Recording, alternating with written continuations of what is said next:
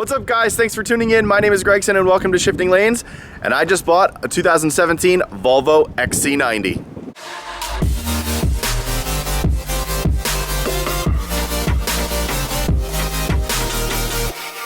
If you're new to the channel, thank you so much for watching, and if you like what you see, please hit the big red subscribe button at the bottom and give this video a thumbs up. Also, hit the bell icon to turn all notifications on, that way you will know every time we publish a new video. If you're a returning viewer, welcome back, and you know this car. I announced it last week. I purchased this 2017 Volvo XC90 from here in New Jersey. Now, I wanted to give you a full tour of this car today. I'm going to take you on a walk around, I'm going to walk you through the interior, what packages it has, exactly everything to do with this car as to why I got it, and then we're going to go on our first drive with it. So let's take a walk around. I'll tell you what I have, and then we will hop inside because it is windy and freezing, and we'll take you for a little spin.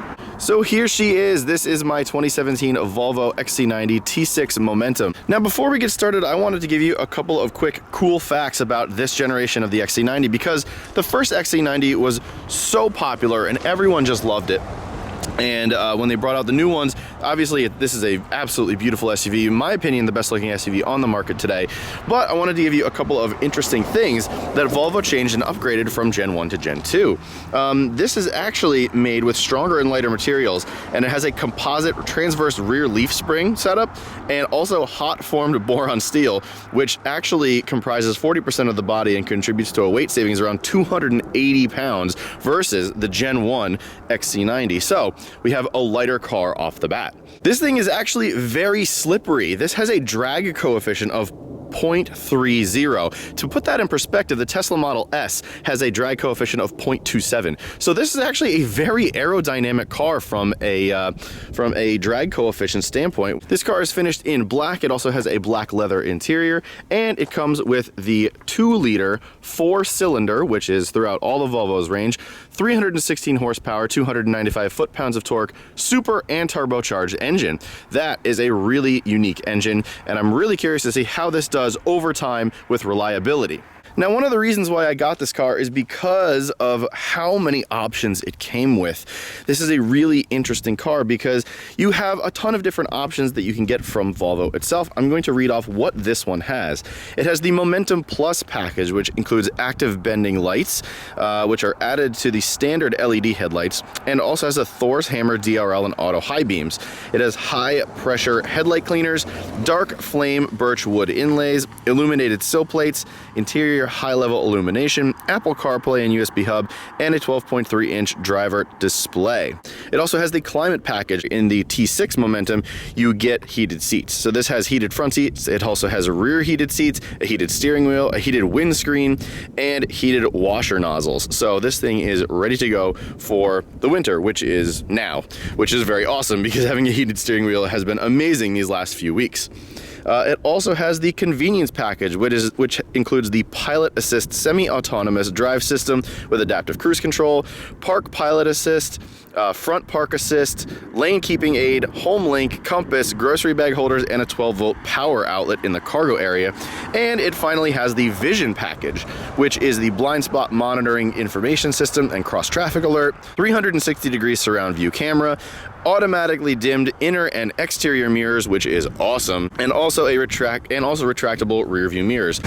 There are 3 things this car does not have that Volvo offers from factory. One is the 4-corner air suspension. It also does not have the luxury package, which means that it would have a headliner with A, B, and C pillars in nubuck, front and rear grab handles in leather, sun visor in leather, and backrest massaging for the front seats. So I do not have the massaging seats in this car. The last thing this car does not have is the Bowers & Wilkins sound system. You can option this. It's an $1,800 extra, I believe, and it is a really amazing sound system, but this does not have it. The B&W is really good though. It's worth the upgrade. I had it in the test car I had last year, but the stock system sounds really, really good as is. Now, I'm here in the back seat because it is really, really spacious back here. I'm not a tall guy. I'm only 5'6", but in my driving position, someone has at least a foot of room behind me. Someone 6'6" probably could sit back here with a fair amount of comfort. And it's just a really spacious back seat. It's a really spacious cabin as a whole. It has a panoramic sunroof that you could open up and almost fold almost all the way back, which is really, really nice. As we climb into the front seat, I'm just gonna shut up for a few seconds. Just listen. It is so quiet in here. Even when the car is running and even when the car is driving, it's just so whisper quiet. Your own rolling sanctuary, I would say. Everything else in here is really great. You have soft touch materials, including leather wrapped almost everything. The rubber surfaces are soft touch, but they don't feel like rubber. Same thing with the plastics. They're hard and they're plasticky, but they don't feel like your typical plastic that you would get in your typical commuter car. I can't believe I own this. This is actually pretty exciting. I know I sold a really amazing sports car in the V8 Vantage for this, but this is my new family mobile. This is the new dad mobile for the foreseeable future, hopefully for many, many years to come. And I'm going to do some stuff to it for sure. I'm going to modify this thing and it's going to be really, really cool. And I hope you guys like it. But with that being said, let's get on with this drive. As we set off, I'm going to turn the climate controls off so I don't blow you guys out of the water with the fan. Driving my XC90. Whoa, pothole already. Holy crap. Right off the bat with this car, I will tell you that I have reviewed this car before.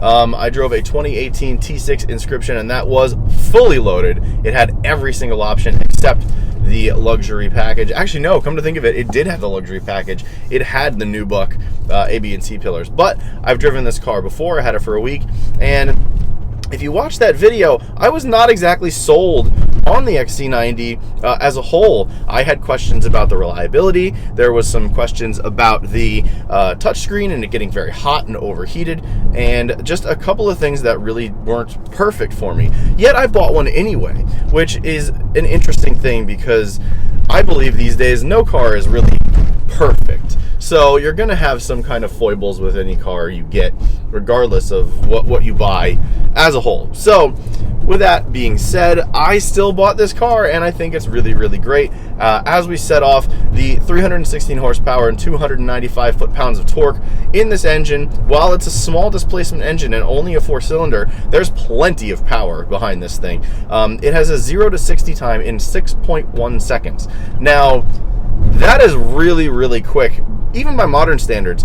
To give you an example, a Volkswagen GTI has a 0 to 60 of 6.1 seconds. I believe that some of the newer ones are down to 5.9, but that's pretty damn quick. And this thing really is. It doesn't feel extremely fast or quick in any way, but you can tell that it does get up and go really, really nicely. And there's an available Polestar tune for this car, so you can basically tune it out, and it has a little bit more if you want from factory, and that comes with a warranty. Like I said before, this is whisper quiet, just like it's just so silent in here. I've never owned a car that was this quiet. I owned the WRX, I owned the V70R, I owned the V8 Vantage. In my past, I owned a 98 Taurus, and I had a 2006 Honda Accord Coupe. So there's been no real luxury cars in my car history. This is the first one that I've really had that's like a true luxury car and a true luxury car experience, and I love it so far. It's so quiet. The ride comfort is really, really nice. The press car I had last year for this, the 2018 T6 Inscription, had the air ride to it, and it rode beautifully. It's really, really comfortable. This is just as comfortable, I think. I don't think the air suspension increases comfort in this car at all. I think it's very, very comfortable as it sits. You do have a bunch of suspension upgrades if you want. Again, Heiko has them, and I know that people have put aftermarket air suspension on this and modified it. I would love to do that, but I don't exactly know how to do it, and there's no kits that are made for this car as of now for that. So we may have to look elsewhere to get the lowering that we want with this car. This car handles shockingly well for what it is. I'm going to keep going back to the press drive that I did. Now that one had the upgraded 21-inch wheels and tires. It had a little bit better rubber on it. This one has smaller wheels and tires and more narrow wheels and tires, but in the corners it's still very composed. There is a lot of body roll, but it's not a lot. If you chuck it into a turn, you're really going to see it. But in normal day-to-day driving, it's actually pretty flat for what it is. For an SUV, I'm pretty surprised that it has this much composure to it. I really, really enjoy that. And that, coupled with the ride quality, makes this, I believe, one of the best daily drivers you can humanly buy.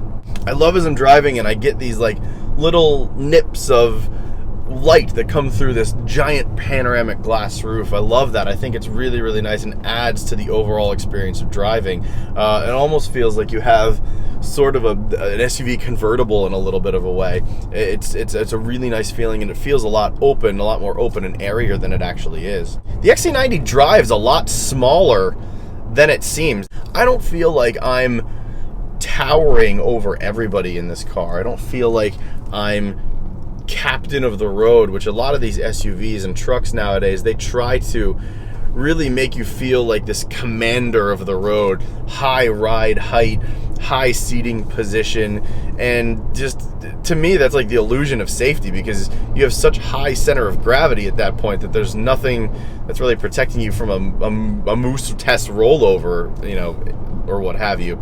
But this car, it drives a lot smaller than it is. It does feel wide and big like an SUV should, but as I look out over the bonnet and over the hood, wherever you live in the world, whatever you want to call it, it doesn't seem like I have swaths of metal and dashboard in front of me. The seating position in this thing is really spot on. It feels great, even for a short guy like me that, jumping out of a giant SUV looks a little silly.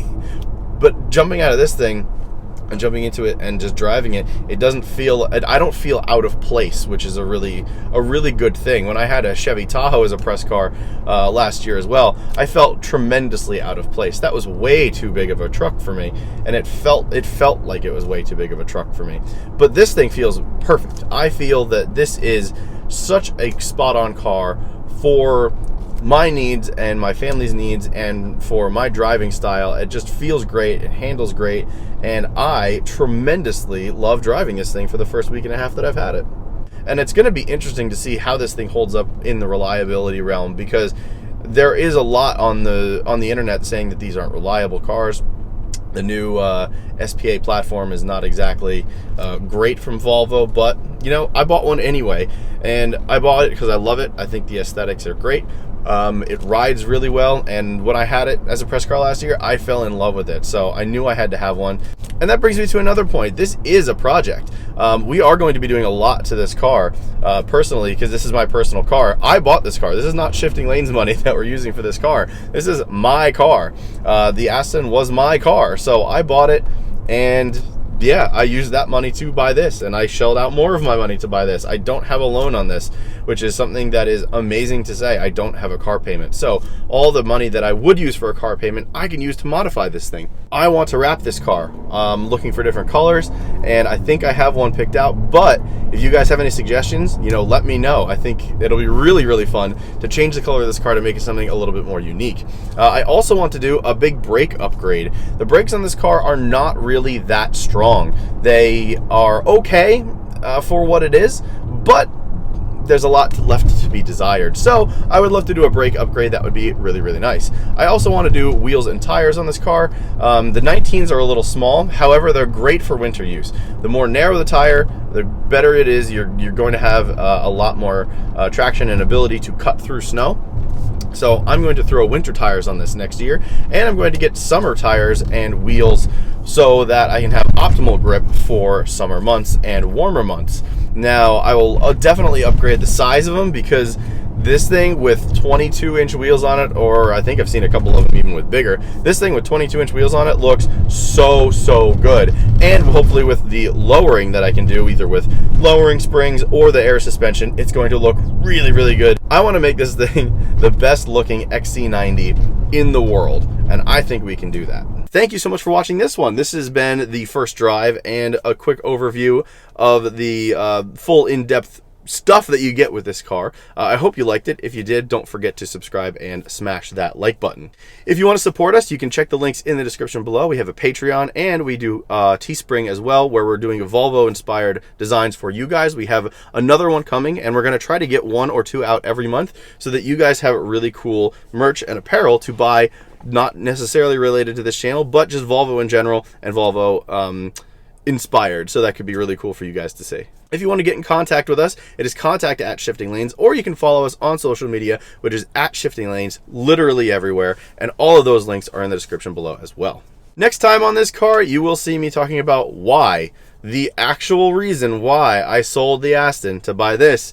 And it's really cool, and it's sort of an announcement. I've never done an announcement like this on social media with Shifting Lanes, and I'm really excited to bring it to you guys. So it'll be really cool. Check out that in the next coming weeks. I also have a lot of videos coming up with the V70R, one of which is a full detail and ceramic coating, and we've partnered with a company on that, and I'm really excited to bring it to you because the paint on that car is really bad.